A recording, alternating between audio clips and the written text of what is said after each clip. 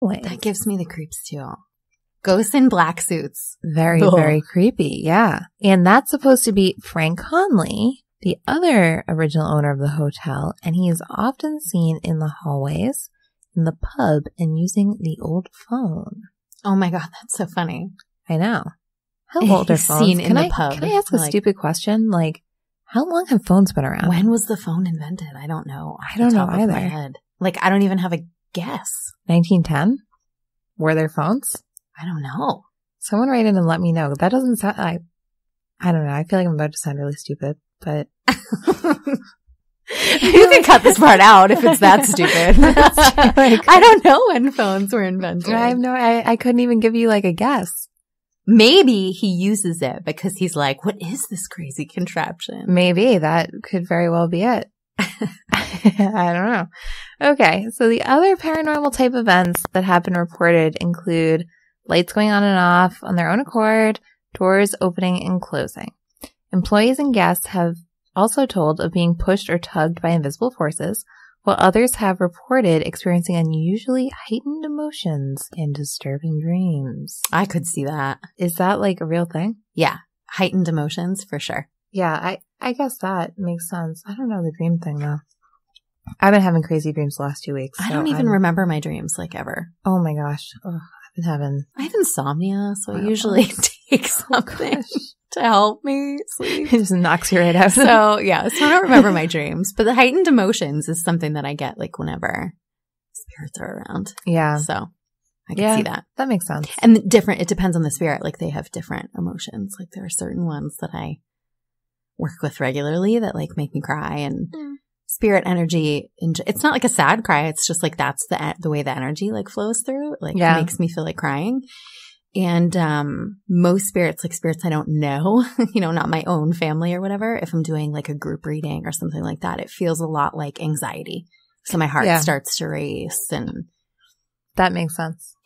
I get anxious.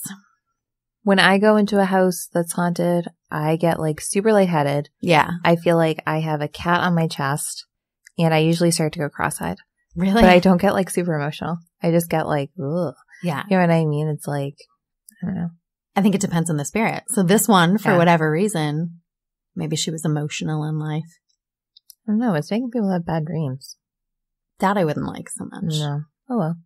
So there have also been various incidents in the hotel over the decades. No significant tragedies have ever been reported happening here, though. Okay, so their mutual death in 1910 was not a significant tragedy. I know. Then. Maybe it was like The Notebook. Maybe. Just very romantic. Really I don't know. Yeah, so they say there hasn't been anything. And the Northwest Connecticut Paranormal Society captured a spirit orb photo there and claimed to have had additional weird experiences. But then I read on a different website that the Northwest Connecticut Paranormal Society didn't find anything there. Oh, goodness. So what's the deal with that? I don't know. You should write to them. If you're listening, Northwest, what's it called? Northwest Connecticut Paranormal Society. Write on in. Let us know. GhostHuntingInNewEngland@gmail.com. Send the pics. So in 2008, horror film director Ty West stayed in the inn while filming The House of the Devil. Wow, really? Yes. People love making ghost movies off of Connecticut. Yeah, that's true. Yeah, they love it. So after talking to the hotel staff and hearing some of the ghost stories, he was inspired to make a movie revolving around the hotel. Thus came The Innkeepers, a very popular horror film released in February 2012. Have you seen it? I have not. I have not seen it either. I'm going to write it down. Yeah, I've heard of it. I'm going to put it on my Netflix. There we go. Because I'm one of like 3 people on the planet that still get red envelopes. You do? I really do. My husband and I, we each have our own list and we each get. I didn't think that was still a thing. It's still a thing. That's incredible. Yeah. Even my mailman is like, you're the last people in the world that do this. Yes, I know. It's fine. Yep. You're getting shade from the mailman. Yeah. I love our mailman. He's very nice. Oh, gosh. So in addition to using the inn's actual name in the film, the lines between reality and fiction are also further confused, as the production company has set up a clever viral site pretending to be a paranormal investigation portal What? I know, it's so silly. That's a good, like, marketing technique, I guess. Yeah, but like, oh gosh. Chronicling the inn's supposed bloody history, which we just read. There is none. So, and now there really isn't anything because it actually closed December 2015 for extensive renovations, which were supposed to take 7 to 9 months to complete, but subsequently stalled due to lack of funds.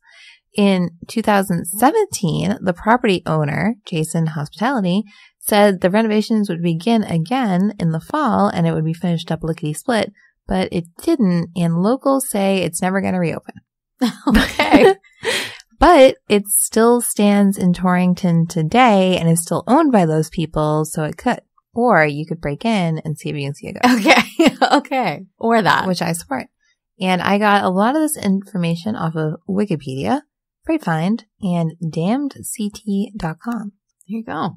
I want to find, like you see in the movies, you go, it's like a haunted hotel movie, and there's always like some distraught woman that throws herself out a window. Yes.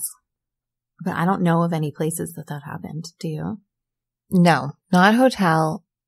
I know down in Rhode Island at the Biltmore, a man threw himself out a window. Ooh, really? Yes, and people still see him falling. Oh my God. Yes. That gives me the chills. I believe it. That's a very, very common one. And then I believe in Plymouth, Massachusetts, there's a woman who threw herself off a widow's walk. Oh. When she realized her husband wasn't coming home. And she's a lady in white down there. Yeah. And she haunts, I forget what the name of the beach is, like Horse Beach or I don't know, some beach down in Plymouth. Yeah, I don't know. So I know she's there for that, but that's not related because that's not a hotel. I was just thinking about ghosts too. Yeah. Yeah. I guess there've been a lot of them. Have you seen the Stephen King movie? It was a story. It was like a short story originally. I think it's called 1408. It's got John Cusack. No. That one's creepy. You should watch that. You have to go home and watch that haunted hotel movie. You have to go home and watch it tonight. Okay. Or soon. Soon. Yeah. Homework. Yeah, I know. Ugh. That's a good one. It's creepy. Is it? And it's not, I think if I remember correctly, I think there's like a touch of based on, like I think it's a real hotel. Ooh. That Stephen King has stayed in. It's about an author who goes and stays in haunted hotels. If it's a Stephen King, it's usually like a little bit of truth. All of his stories have a little bit. He's cool. I heard him speak last month. That's right. I remember that. That's a law of attraction story right there. I said I was going to go. Yes. Real quick. 2 seconds. You know I love talking about manifestations. Yeah. So I'm into it. I said I was going to, and I said I was going to interview him on the show. And obviously I did not interview him on the show, but I came. Yeah, exactly. I came really freaking close. Awesome. So I put it all out to the universe. I was like, I'm going to do it. It's going to happen. Literally, I said I was going to do it. And then Beth looked up and she was like, he's talking in Somerville tomorrow. Oh my god. And I was like, okay, well, God wants this to happen. So I'm going to make it happen. So I did this whole thing. And then this guy I went to high school with saw my totally freaking manic posts. Yeah. Stephen King, come meet us. Oh, this is before that. This was really? Just me being does anyone know anyone who works in this theater? And I'm I know, I'm calling up musicians who pretty well-known musicians who for whatever freaking reason follow me on Instagram, but I've never met them in person. Yeah. I'm now stupid me, hitting them up yeah. Hey, have you ever been to this place? And this one comedian who follows me, he's yeah, no, why? And I'm just, whatever, it doesn't matter. So this guy I went to high school with, I haven't talked to him in 10 years. He's hey, I just did a Facebook search to here are some people selling their tickets. So I reached out to all of them and no one got back to me. And my gosh. And this one woman is up in New Hampshire is I'll give my ticket away for free. I just don't want it to go to waste. Oh, wow. Yeah. And not only that, but you can take the signed books that I've already paid for. And I was oh gosh, I really am. I'm trying to manifest it. And I'm wow, that's I know so I'm gonna nice. Be there. I know I'm going to be there. And I was 100% planning on leaving work and just staking out the theater and trying to wait for him to exit. And literally an hour before it started, she messaged me and was you can have the tickets. Oh my God. And I sat in the fifth row. I said I sat in the fifth row. Did you get to talk to them? No. But that's still cool. But I have signed books. Yeah. That's awesome. Cool. Yeah. I've definitely never been that close to him. So it was really cool. He's funny. Yeah. Insanely funny. And I like to follow him on his Twitter. Yes. I like his Twitter. I like his Twitter too, but I really like his Facebook. It's a little less political, and I'm like, I can't do politics anymore. I don't know. Yeah, it's tough out there. I don't know if I follow him on Facebook. I'm going to have to look it up. It's good. Yeah. So the plot of 1408 is there's this guy is a novel. Well, they're like travel books that he writes, but he goes to supposedly haunted places and spends the night and then writes about it. And he like has all of these books that he sells. And I think in most of them, he proves them to not really be haunted. Like he debunks it in most of them. And so he goes into it not believing it. And he's like, no, you have to give me the scary room. And they're like, we're not giving you the scary room. Nobody stays in that room. We've shut it off. Like a zillion people have killed themselves in there. You're not going in. And he, of course, insists on it and gets in. And then chaos ensues. Oh my gosh. You know, because it is a movie. It's not a true story. It's a movie, but it's good. Sounds good. And the short story is even better. So if you like to read, I would recommend reading that even before you watch the movie. I don't like to read, but I can start. I want some of the listeners might. So recommendation. Yeah. Maybe it's on Audible. Yeah, it probably is. Nice. I like Audible. I personally like prefer his short stories too, because I feel like he can be kind of wordy sometimes. As much as I love him, like I just don't have time. I totally don't have time. Totally agree. So his short stories are good because we get right to the point. Bam. Right to the scare. There we go. Yeah. Cool. Well, I guess that's all we got on haunted hotels. Yeah. But we have some other stuff. So I'm trying to think what we should start with. I guess we should start with EVP. Let's do it. Okay. So here I have this email from Barry Corbett of the Boston Paranormal Investigators. He is their lead investigator and great friend of the show. Hi, Amelia. That was a great episode. I learned more about the family history. Fairbanks is one of my favorite places. This EVP, otherwise known as electrical voice phenomena, is not super clear, but it's definitely a voice, and I know it was not one of us. We were doing an Estes method session with a spirit box in the second floor bedroom. It's the same room where the other team saw the graphic of the baby using the Kinect SLS camera. We also got some high EMF in the same cradle. Kim was wearing noise-canceling headphones while we asked questions that she could not hear. She had some interesting replies. The whisper is right near the end after Sarah asks them a question. Barry. All right, here we go. What do you want me to listen to?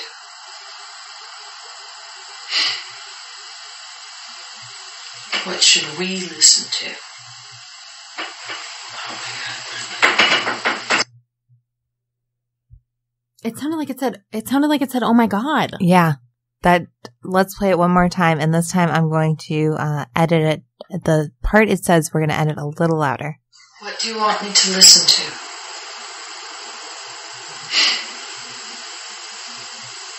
What should we listen to? Oh my God.